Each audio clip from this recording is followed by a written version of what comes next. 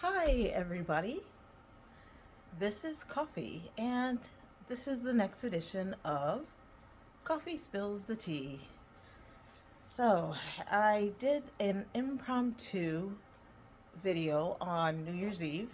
I just felt the need to just kind of bring in the new year by giving a video and an update and just give people something to think about if you're saying, hey, new year, new me, I want to do things differently. You feel like something's coming on where you just feel like you want to make changes. That's kind of how this YouTube video or my whole channel came about. So I made that video. Before we go any farther, I will ask, as always, to please subscribe to my channel, like the video, and share with other women. Especially, I'm looking for a community of Black women, people like us, who are looking for something. We're just not quite sure what it is that we're looking for. Something different. But that's what this channel is about. So again, like the video, subscribe to the channel, share with other people, and you know what? As I invite people to do, please put something in the comment. Let me know how you're feeling. Let me know how you are. Let me know if there's anything that you're thinking about. Anything that you'd like me to discuss. This is all about release. Remember the different world when Whitley was in the with the psychiatrist, the one I think that was played by Debbie Allen, and she was so stressed out because Dwayne was dating Kikuma. This is the woman whose name she never ever got right, and so so she's like, you have to relax, relate, release, and then Whitley was like, relax, relate, release. So so this is kind of like your woosah moment, your uh, the the channel where you can relax, relate, release, right? So I love that. I love that whole show. But yes, this is what this channel is about. Love my background from New Year's Eve, so I decided to, since I have lots of big monitors, I'll just continue that as well. So who knows what I will put for a background coming up. Uh, just kind of giving you an update as well of things that are going on with me. So yes, it is January 2nd, right? So things are supposed to be changing. What have I done? I said, okay, I made plans to do X, Y, and Z. Have I started those plans? Have I started implementing the plans? Yes, I have. So I have already, there's no chips or cookies or anything like that. And I have half a bag of chocolate chips left, rather, because I made chocolate chip cookies for my nephews and nieces um, over Christmas. And I've just been looking at that bag. I just want to go for it so badly, but I'm not going to do it. It is my mom's birthday coming up on or this weekend. And next weekend, my siblings are flying in to spend time with her. So I think what I'm going to do, I know what I'm going to do, is I'm going to save those chocolate chips, and I'm going to make a big batch of it and send it down. Not going down, but I'm going to send it all down for them. So, yeah.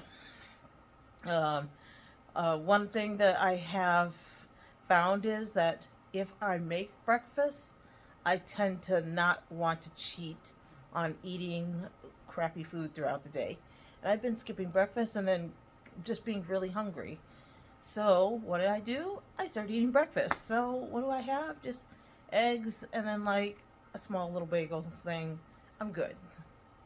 And then I had like lunch. I just had like one of those lean cuisines, and then dinner I had like a smaller lean cuisine. I'm fine. Um, this probably this weekend, I will make my taco wraps, and at some point, because I love those taco wraps, They're so low calorie, and a lot of bang for your buck with a good amount of protein, low fat, high protein, really healthy. Helped me a lot when I was doing wraps to lose like 80 pounds, lost 80 pounds in a year just doing those. We're not just doing that, but wraps were like the center of my diet. I didn't have it every day, but I had it a lot, and it helped to get my eating under control. So I'm going to do a cooking class where I just kind of show you how I put it together, how I put my wraps together, and how you can make that delicious meal as well. So it's going to probably be about an hour and a half. Okay, I have a message coming through. It's cool. What else? Yes. I am walking the dogs, even though it's really cold out, and I normally would just throw them outside in the backyard when it's really this cold, but I know it's important for me to get my exercise, so I have been walking them anyway.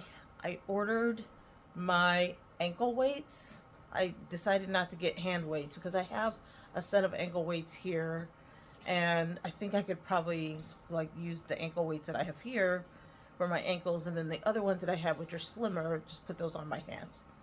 So those are coming tomorrow, and then I'll start wearing those, and that'll be a little bit of a metabolism booster. So I'm just going to wear them all the time, no matter what, and see how that works. I'll do an official weigh-in on my scale this weekend, and my plan is I have a scale that doesn't tell you how many, like what your weight is. Actually, it could, but it's called the zero scale. It's no longer made, and it's really sad because I thought it was an awesome scale.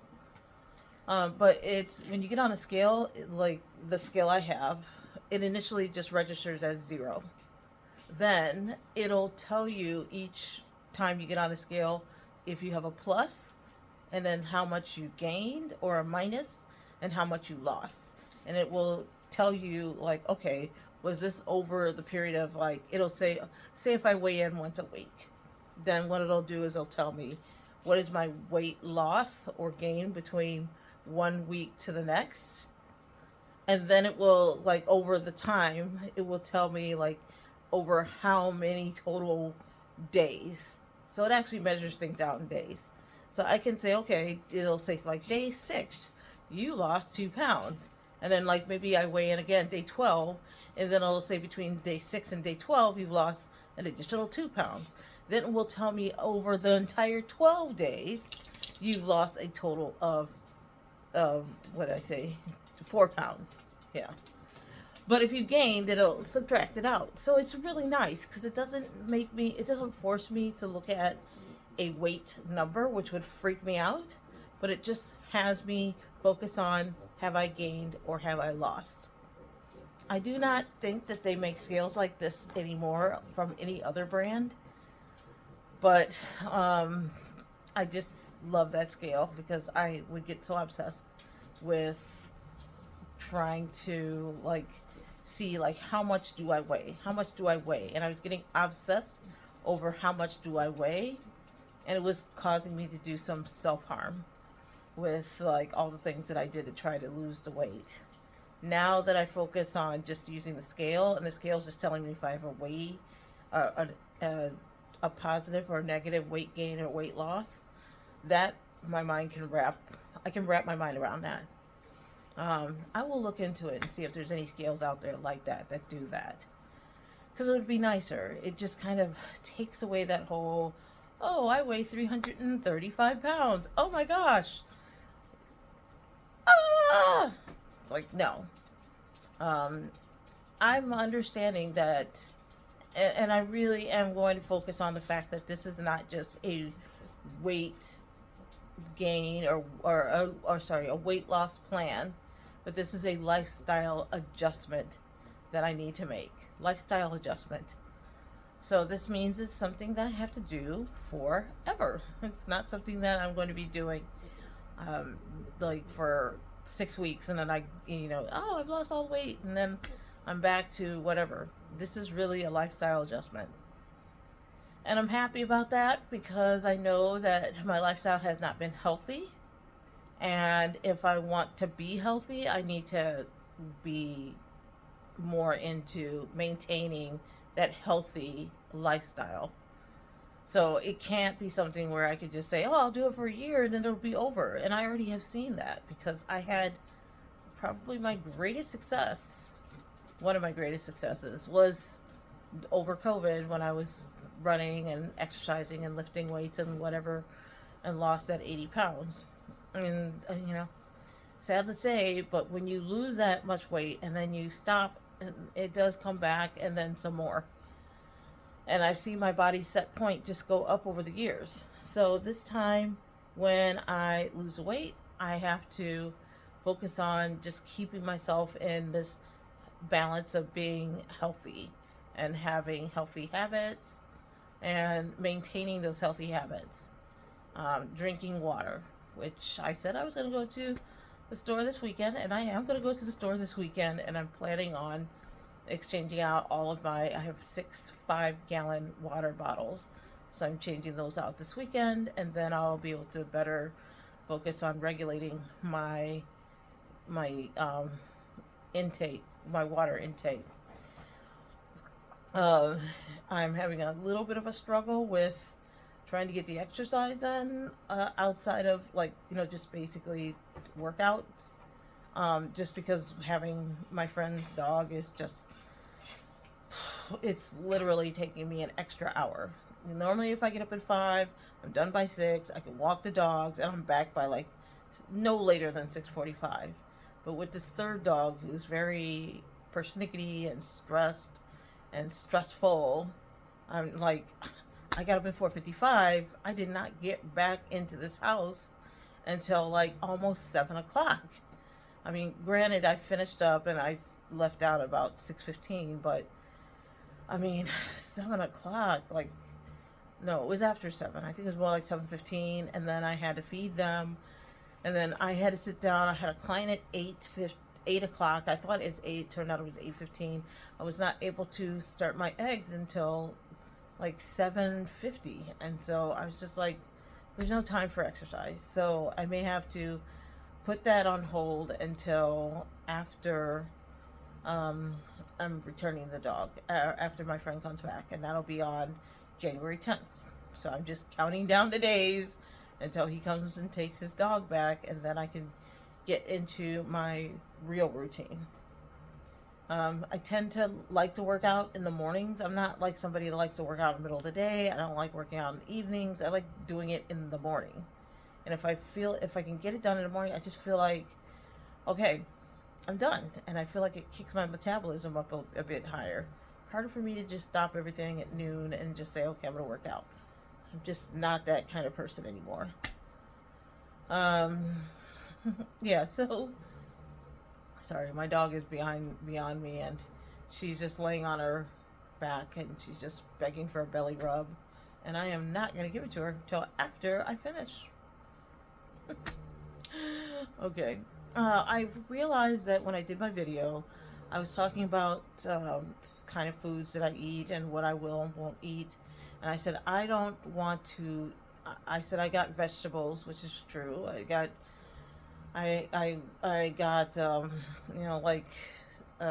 some healthier foods, and I said I did not get fruits, and I said, and here's why, and then I went off into some tangent. But now I said, you know what, let me go back and explain this. I don't generally want to get fruit because I need to get the craving of sugar out of my system. I'm someone that loves sugar. And what I found was that when I said, oh yeah, I'm just going to get rid of everything in my diet, that I go out and I get a lot of fruit, that fruit keeps the taste of sugar. Even though fruit is good for you, fruit is great for you. It's wonderful for you. But for me, it was that taste of sugar. and I could never shake the taste of sugar. So it was very easy for me to kind of slip out of that and then slip back into um, bad eating habits again. So I have decided to forego having any kind of fruits and just nothing, not even cantaloupe or like the kind of melons or anything that's like really low or that's lower in sugar, lower on the glycemic scale. I just need that taste of sugar out of me. Will I go back to fruits one day? Maybe.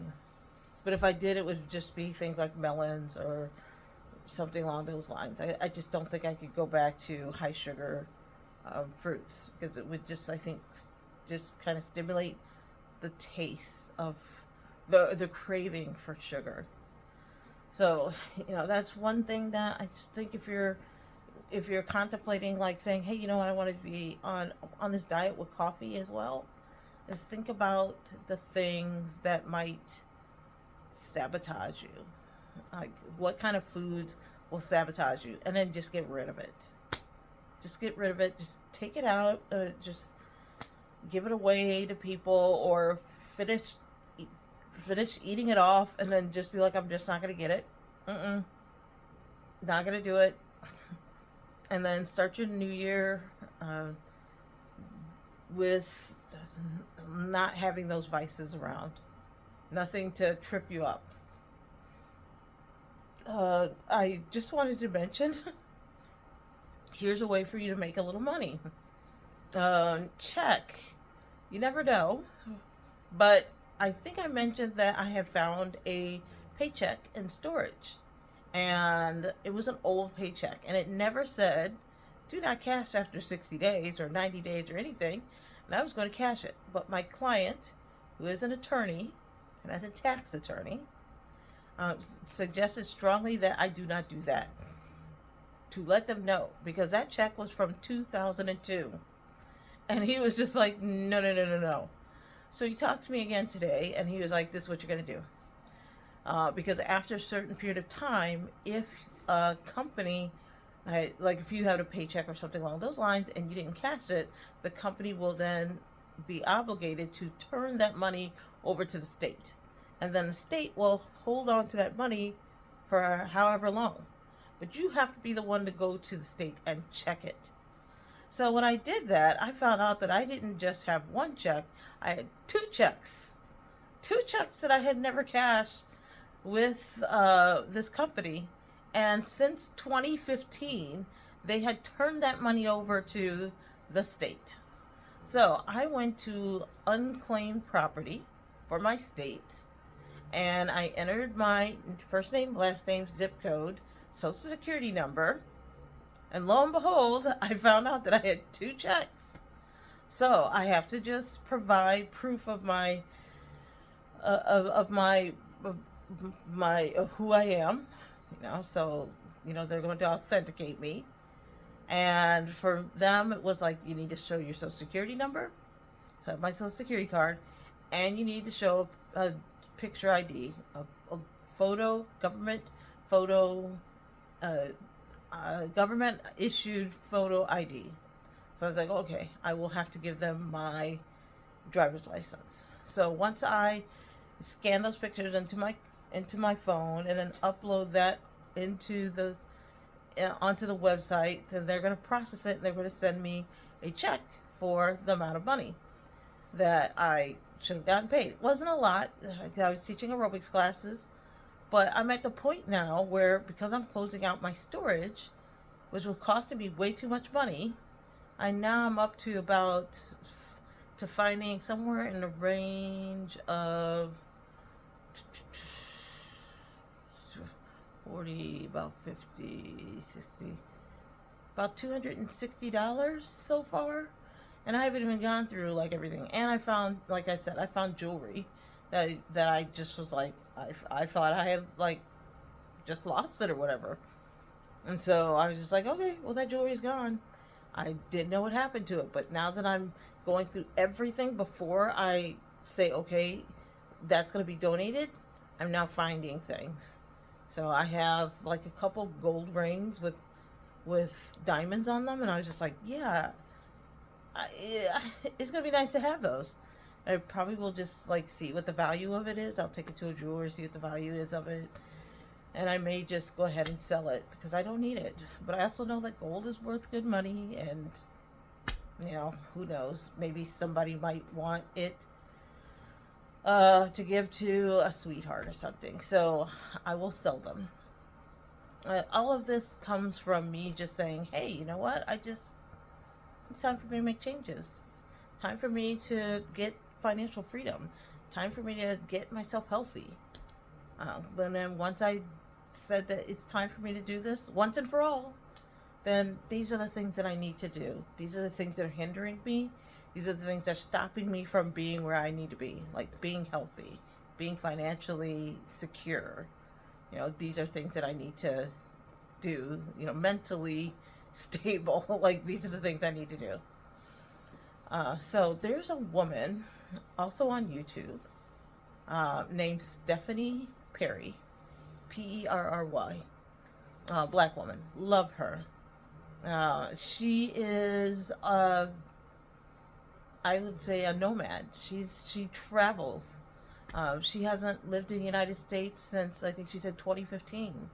And she lives on very little, but she lives like a queen. And she's kind of living a lifestyle that I've been wanting to live, but been too afraid to do and didn't know how I could do it or if it could ever be done. But she has really opened up my eyes to a lot of options on how you can do that. Because living overseas, quite frankly, it's cheaper. It's cheaper than living in the United States. And let me tell you, I've been thinking for a long time, like, I really want to have my own home. I really want to have my own home. And the window is closed. Not at that point anymore where I can go ahead and just get my own home. I will be totally out of debt by March, as I said in my last video, probably end of March. I will be completely out of debt. And yet, at the same time, people aren't moving. People are staying put. So housing prices are going up. I don't want a new house like one of those newly built houses. I just don't trust them. I feel like they're gonna fall apart. And quite frankly, I love traveling. And so when I saw Stephanie Perry's video, I was like, girl, I am totally here for that. I'm totally here for that. So, not like I'm giving up my U.S. citizenship. That's crazy. Passport's worth something. But I do want to have a life overseas. I've loved traveling. I've always traveled since I was in college. I've traveled in and out of the country many, many times. Backpacked, bicycled, trains, buses, everything. Every mode of travel, scooters. I mean, I've done all kinds of travel all over the world. And I am here for it. I would like to move, and so I'm making that plan too. So what do I have to do? I got to clear out my storage. I have to get rid of all that, and then I have to pull myself together. And I've been doing light freelance work. Now I'm getting ready to go heavy into the freelance. And I have to find a way to get myself a job that is not just work from home. It has to be totally remote. So I am taking a 2-day training from a company called Scrum Alliance. I talked about that before. I will reserve judgment as far as if it's going to be worth the money paid when I'm done and I have completed it.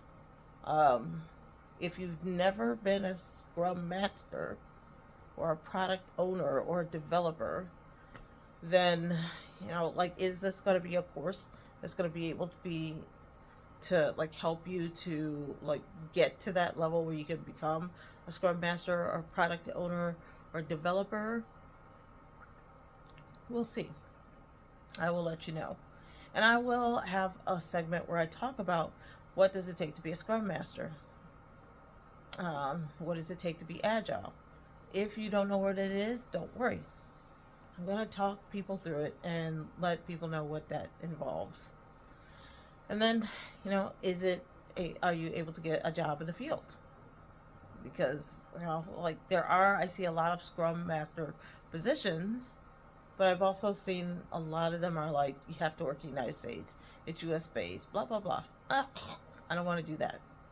So if I want to be totally remote, I need a specific type of Scrum Master position.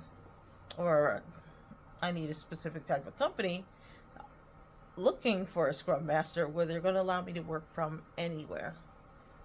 Okay, so, and I have been kind of back and forthing it, but I just really am thinking at this point in my life, freelance work.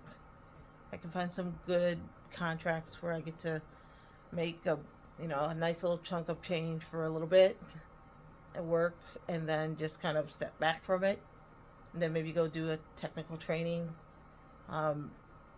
cohort and work that, make a little chunk change, and then take a break from all of it, and then come back and then just start my next project. That's what I would like to do. But it has to be 100% just work from anywhere. So I have understood from talking with other Scrum Masters and looking at other Scrum Master videos, it is possible to do. And as I said before, if you're a Scrum Master, you're a servant leader. And we as Black women, we are servant leaders. We are always there to help people, to help them achieve their goals, to be positive, to be nurturing, to be helpful, to be resourceful. That is the Scrum Master. So why not? Yeah. So I'm taking the course. I am going to take the exam for it tomorrow. So that means I have to pack up soon because I have to study tonight. So I can take that exam tomorrow, hopefully pass it, and bring back good news. So that's what I'm doing in a nutshell, and I'm hoping that this may help people to kind of pull themselves together, like get some kind of plan put together, and start working towards purpose. This weekend, I do have to go back to my storage. It's going to be a little bit of a challenge because I also said that it is going to be snowing, and as I said, it's also my mom's birthday this weekend. I have plans on visiting her, and I'm going to have to probably shorten it up because I just can't be out there driving in bad weather. They just don't plow very well out here. So I've got a lot of work to do this weekend. Also, next week, I have Salvation Army coming to my storage to take a look and just do a preliminary, let's look and see what we would be interested in taking. And so once they come out and look at everything on Tuesday, they'll just say, okay, we take this, we take this, we take this. And if they'll do it over 2 pickups, then that would be best, because I really need them to clear out half that space right away and then give me the room to be able to go through the rest of my things, pull out my personal things, and then have them come for the other half. And then that storage is closed. Now, something that I found very interesting was I originally was going to have Goodwill come out. If you have storage, and you're saying, and here's my suggestion, just from my experience, and I've had storage multiple times in my life. If you're not going to your storage and changing things out on a regular basis, and you just have your storage sitting out there, and maybe periodically you head out or something, is it worth it? Calculate it out. Look at the value of what you're storing and what you're spending. And if you're saying to yourself, is this worth the thousands and thousands of dollars that I've spent on maintaining the storage space? I mean, if you're saying that the answer is no, close it out. But here's what I did. Like I said, I originally was going to go to Goodwill, and they said they have a small fee. So I'm thinking small fee, okay, what, $50, something like that. So I called them up, and I told them what it was that I had and everything, because they asked me to list out, and I was like, to the best of my abilities, this is what I remember. And they're like, yeah, we'll take books, we'll take, like, but we hope that you have bins for them. They're like, we'll take whatever, clothes, whatever, as long as you can, it's got value to it. And so at the end of the call, once they're like, okay, well, there's going to be a fee. And I'm thinking, okay, $50, $75. It said small fee. And the fee was $485. And they're like, but the $18 of it is the reservation fee for them to reserve that time to pick up. And I'm like,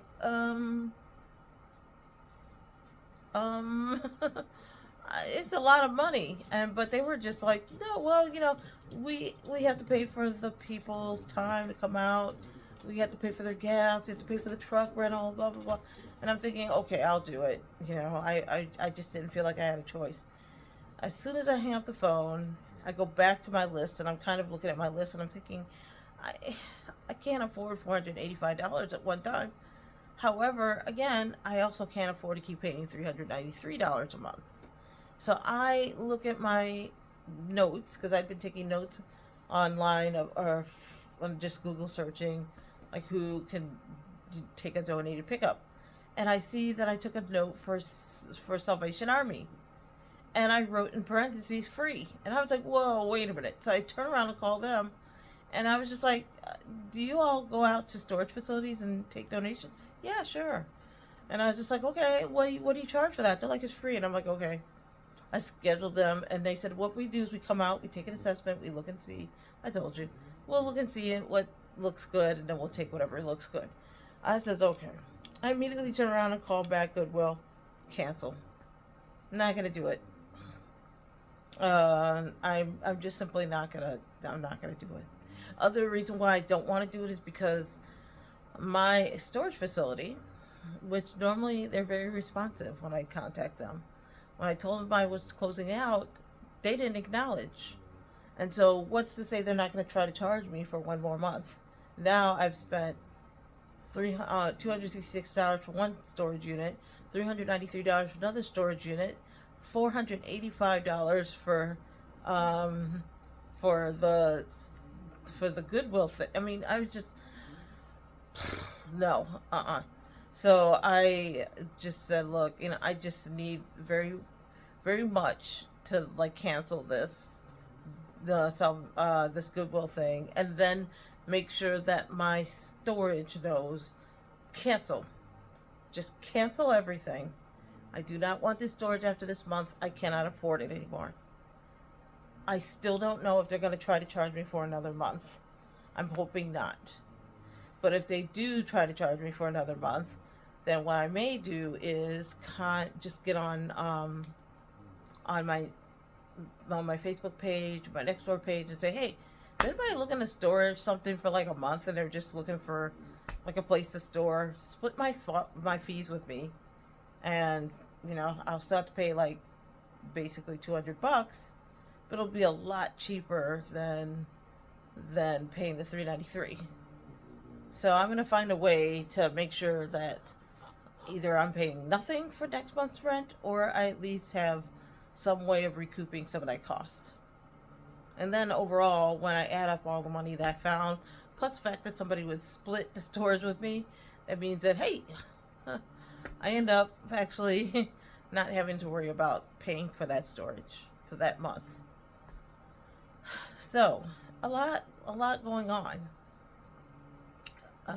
I am sharing my story in part because I just feel like, one, I'd like to have accountability. I'd love to hear from all of you, anybody who's watching, people who are watching now, future people watching. What do you think? And do you have a suggestion? Do you feel like I'm doing things wrong or right, or what they call bass backwards, right? And do you feel like I could be doing more? Are there other things that I need to take into consideration? At the end of the day, I just want to clear out everything. I give myself a reasonable time scale to get everything to where I just have like a few things that I can then ship and move overseas with. And that deadline is the end of September. So basically, October 1st, I'd like to be like stepping on a plane and heading off. Preferably with no debt, with money in my pocket, with freelance positions that will help keep my money flowing, with my dogs,